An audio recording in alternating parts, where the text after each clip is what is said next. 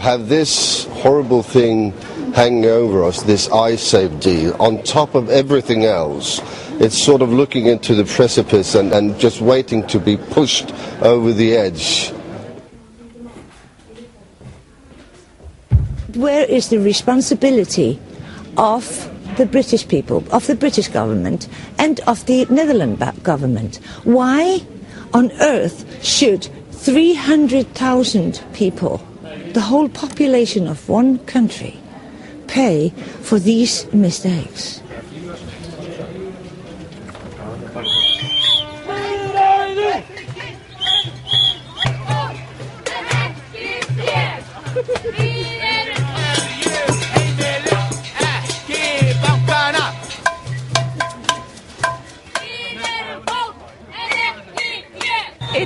It's not fair. It's really not fair what's happening, and I think people should realize that and stop doing this thing.